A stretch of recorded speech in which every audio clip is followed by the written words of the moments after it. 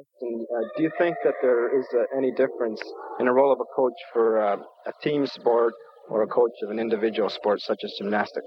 Well, actually, no. I mean, a coach is a coach. But if you have a team and somebody fails, always another member of the team can make up.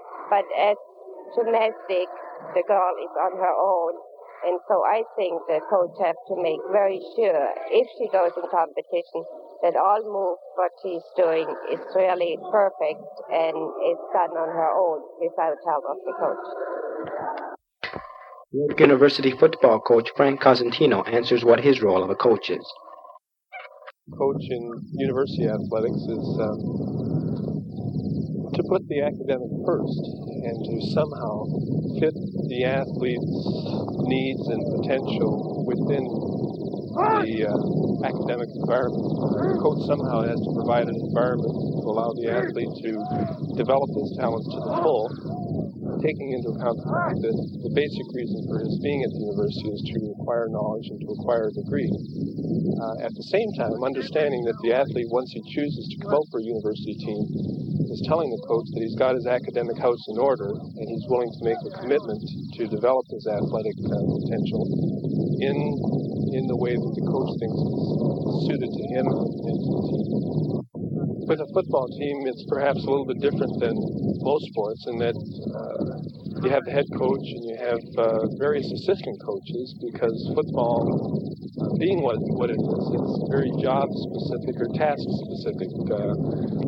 Lineman, for example, would never play as a halfback, and a halfback would never play as a linebacker, and the quarterback is specific, and the receivers are specific. So you have a number of different coaches who are involved in effect, being head coaches for their areas, and the head coach really has to coordinate the rest of those coaches so that everything is in unison and in harmony, one with the total team goals. Also from New York, Dave Pickett. The coach is specific to the sport that you're involved with. I think in a sport, say for example like track and field or something, when you're coaching an individual, and I think probably the major role of the coach is a transmittance of the newest techniques, the new styles, analyzing that particular athlete, finding out what's best for them. In a team sport, such as football that we're involved with, I think you have that same kind of responsibility. In other words, to be on top of what's new in the area, to work towards developing the individual skills of all the players. But I think the coordination, the massing of that talent into a coordinated effort, an organization of 12 people working towards a goal. So I think there's sort of a twofold thing, that the development of the skills, the transmittance of the knowledge, and as well as the coordination and organization of those talents towards a common goal.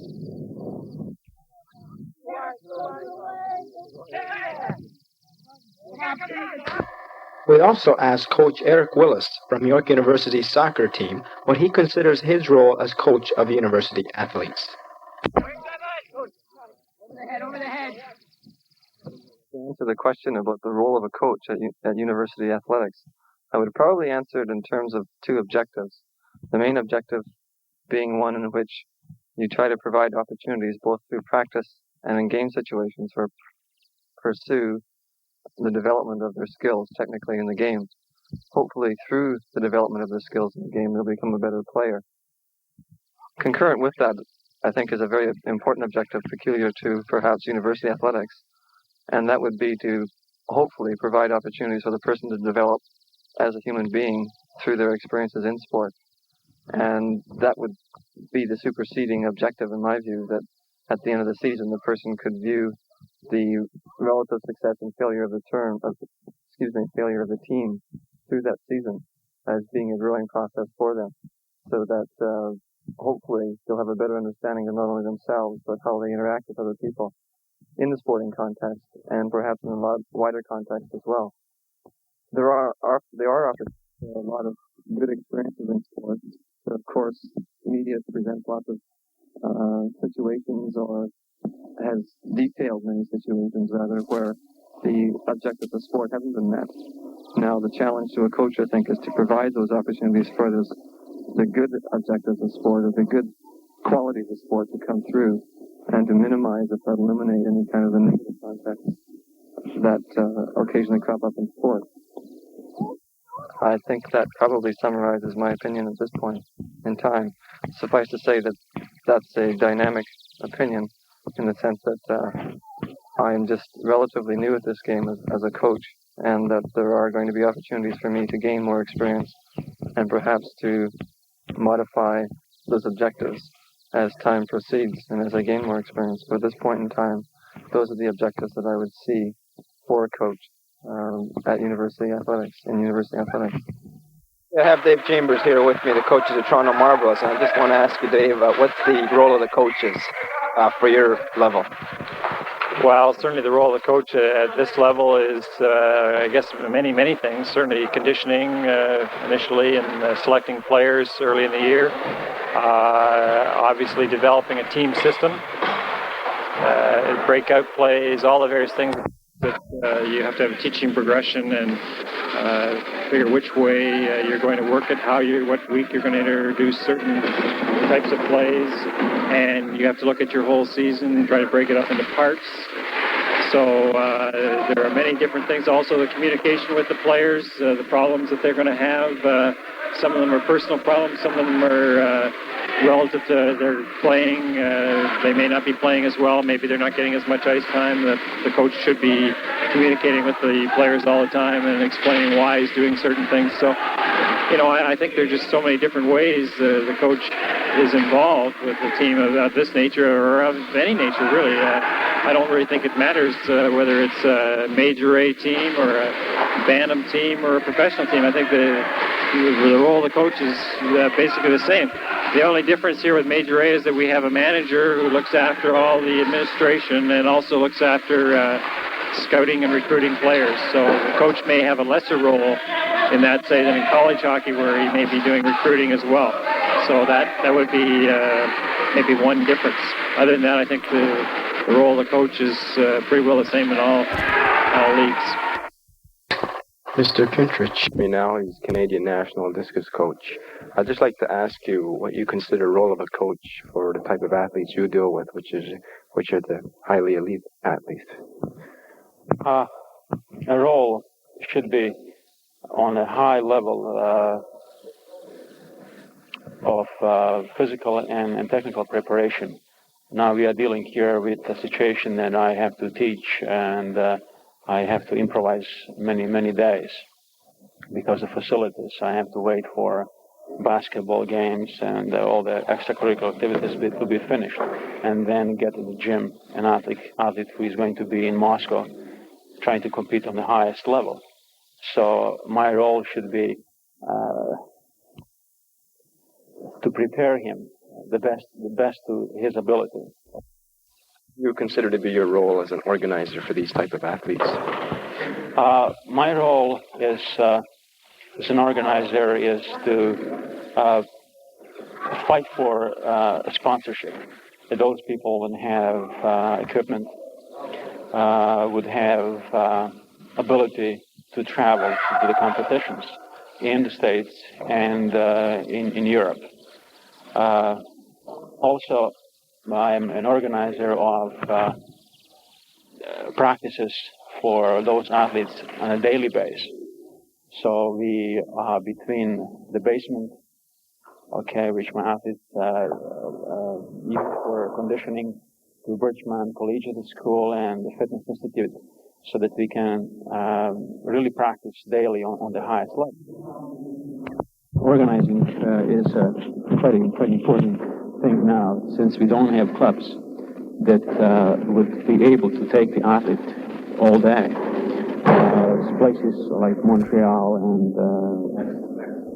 every city, every center in Europe would have a training center, would have a club that athlete can come anytime during the day and practice at the highest level. You are dealing now with athletes who would practice 4 to 5 hours minimum a day. Would be 3 hours of conditioning and maybe hour and a half, 2 hours of technical work. And so you are organizing to see what could be done in the basement, what could be done in my school, what could be done, for example, at the Fitness Institute. Now we are getting a training center at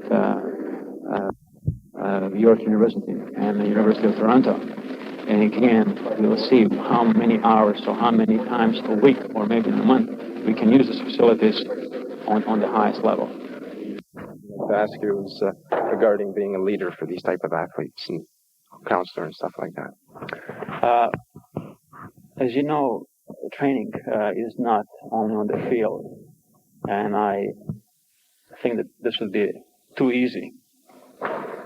It's just to teach somebody how to lift, how to throw discus, or how to do certain things. We are coaches all day, and I'm looking after athletes and leading them, not only into the physical performances, but also trying to put intellectual and physical work together. For example, scholarships. Athletes that I coach go on scholarships, and I'm in contact with those schools to see what kind of courses they offer and what quality courses they have. I help athletes in many other ways, but just discus throwing and lifting. So we discuss what profession to take, what would be the best for him, how to continue to stay in the sport as long as possible. We have in our system here athletes quitting too early. They're in high school, university. When those years are over, they quit. International athletes are at that time coming on their peak. So it is very important that the athlete get a habit of working and practicing at the same time, so that you can continue for many years. We have athletes in our sport that are 38 to 40 years old and competing internationally and successfully. I have athletes occasionally in my home, my place, and we have a supper. We discuss. We are friends. Okay, I'm friends with their parents, their families. So there is a 100% involvement in this. Okay, it is far from being just stadium and that's it. Athletes inform me in the evening that I have something in mind to do tomorrow. Would it be good for me to do or change something? So it is so 24 hours involvement with this, which I don't mind. I think that's the only way to put the athlete on the highest international level. Okay, thank you very much, and good luck next year in the Summer Olympics. I have here with me Keith Eddy, coach of the Toronto Blizzards. The North American Soccer League. And I'd just like to ask you what you would consider the role of a professional coach. Well, I think the first thing everything is that whatever sport they're in, that they have the sufficient knowledge of that sport. And obviously they wouldn't be in that job if they didn't have, so that's number one. But then I think the most important thing probably that I consider anyway is that it becomes a man management situation. It's a matter of how you handle people as individuals, how you get the best out of people. The two go hand in hand obviously with the knowledge of the sport, the tactical knowledge. But a coach, the rest of the world besides North America is called a manager. And I think that sums it up in the one word. That's what it's all about. You've got to get people to perform the best of their abilities through various ways of doing that. There are people you can cajole, there are people you shout at, whatever. But you've got to understand the players that you're dealing with, because they're all different, and they're all individuals. But again, they're all adults, and you've got to treat them as such, but you've got to know the best way of getting the best out of them. Okay, with regards to organizing things such as out-of-town trips or scouting and that, how important is it for a professional coach to be involved in that sort of work? Well, that's probably as important as the actual the playing side when the games are being played. I've probably been as busy in the off-season as I ever am in the season. The season ends, you have to start thinking about your team for the next year. You have to start looking for fresh talent if you need it, strengthening teams. No team likes to stand still. And it takes an awful lot of work. I mean, I've already been to 5 European countries since the season ended, and I'll be going again to various other ones, and it's very demanding. There's a lot involved in it. And with that, I'm also organising trials for local talent. There's the scouting of colleges, scouting of high schools. So which I consider is important, is actually going out and buying the big name players. They're part of the club and they're the foundation of them, so to speak. It's what we're looking to in the future. And I think the whole lot of it taken in with the youths, the players from abroad, whatever, it takes up an enormous amount of time for a coach. And if you don't have an adequate staff working underneath it, you've got a problem. Unfortunately, at the moment I've got that. Okay, one other thing I'd like to ask you about is dealing with the athletes as individuals, do you have any problems possibly dealing with an athlete that may be paid a lot more than an athlete such as a Canadian who might not be paid more? Does that cause problems for you? I don't think just the fact that the money makes any difference. It depends on the personality of the person. I've known players that have been earning fortunes that have been like lambs, no problems whatsoever. And I've also known players that aren't earning much money that are a handful. But it depends, as I say, on the personality of the individual. And when you're trying to put a professional team together, the character is a big part of it. You try and get the right people, so to speak, the people with the right character, the character you know. Not people aren't going to be troublemakers or anything like that because you can handle it to a degree, but you want people who you know are going to give it their best at all times. Players are moody. Unfortunately, tends to go to the better the player quite often, the more moody he is, and sometimes the way you look at the players, the way you treat them psychologically, I've always said the coach is probably one of the biggest things you've got to be as a psychologist. You've got to know when to pick them up and when to knock them down, and it's a very, very important part of it. Okay, and just one final question. How does a coach have to be flexible, for example, with the athlete and also with possibly the system he plays? Or, you know, I think you've got to be flexible in anything in life. Systems, if you want to get into systems, it's a matter of, we all have our ideas of the best ways to play, no matter which sport it is. It's system the coach has. But it's no good at picking a system and trying to fit players into it. You have to have the right players. And then you come up against a team who perhaps play a totally different system. And you have to be flexible enough to be able to switch whatever around and make the necessary changes. So from that point of view, you've got to be very flexible. One other point I wanted to make about a coach that I always feel is overlooked, and it was the one thing I probably wanted as a player from a coach more than anything else, and that's honesty. And it sounds a strange thing to say, but I think that's the one thing I've tried to do this year, is be totally honest with players. That if I think they're playing very well, oh my God, I'm going to tell them they're playing well. Vice versa, if they're not playing well, I'm going to get on to them and I'm going to let them know. And I think I got respect of the players by doing that. And I think all players, if you treat them as adults, will respond as adults. Okay, thank you very much. Okay, I have coach of the Toronto Argonauts, Forrest Gregg, with me here, and I'm going to ask you your opinion of the role of a professional coach. Well, a professional coach has what any other head coach does. You have the responsibility for the entire football team, which starts with choosing a coaching staff, which is very, very important to the head coach, because you just don't have enough time, one man, to do the entire job. So you've got to hire people who are capable of handling some phase of the game and not get the job as a head coach. Then after that, of course, in our case here with the professional football players, we already have a number of players here, so you have to make a decision on who you think the best people are, the best people that can help your football club. And then after that, you start the actual coaching.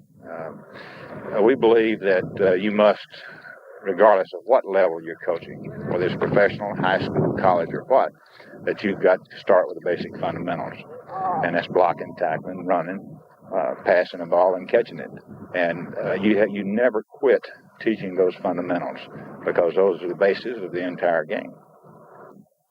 Most of the time, the motivation of football players has to come from the head coach. Assistant coaches can do some of it. The head coach has to do a great deal of it. Most players are not naturally motivated. Some of them can. Some players are self-motivated. Those are the guys that are easy to coach, because you have to do very little to get them up for a football game.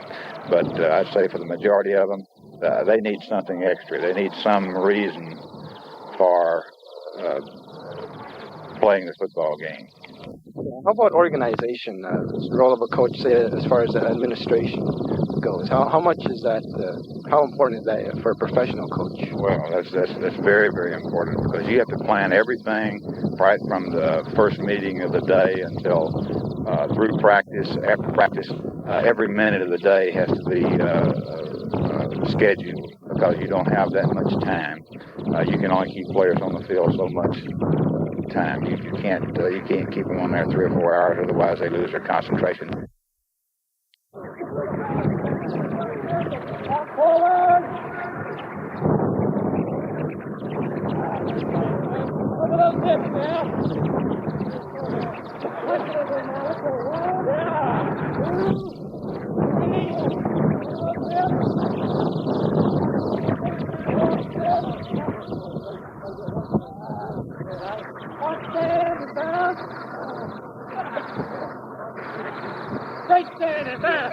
Okay, and the final question is on winning and losing for a professional coach. How important is it, and how much do you stress it to your players? Winning is everything in this business. In professional sports, you either win or you don't keep your job. That's just as simple as that. That's what makes it so competitive. I have to also stress this to football players, because if we don't win, then their jobs are in jeopardy also. It's not like college, or it's not like high school where you play for the fun of the game. I think the fun comes in actually winning. That's where the fun of playing this game comes in. And there's no other way. That's the only thing. Okay. Thank you very much. Summarizing, we stated that there are three main roles of a coach which do not differ for any coach regardless of age level or competition level. They are, first, a coach is a leader. Secondly, a coach is an instructor or teacher. And thirdly, a coach is an organizer. Also, for each of those three main roles of a coach, we'll come up with sub-roles. It is in these sub-roles that we find the differences between different level coaches. The sub-roles under the main role of leadership are: the coach is a boss, motivator, counselor, and sometimes even a babysitter. The sub-roles under the main role of instructor or teacher are: the coach must have a knowledge of his sport, be able to communicate that knowledge, and be flexible. Finally, the sub-roles under the main role of organizer are: the coach must be an organizer of practices, games, the team's goals, and administrative work. The interviews from the different coaches of different levels showed that, in fact, the differences between these coaches were due to the sub-roles and not the three main roles.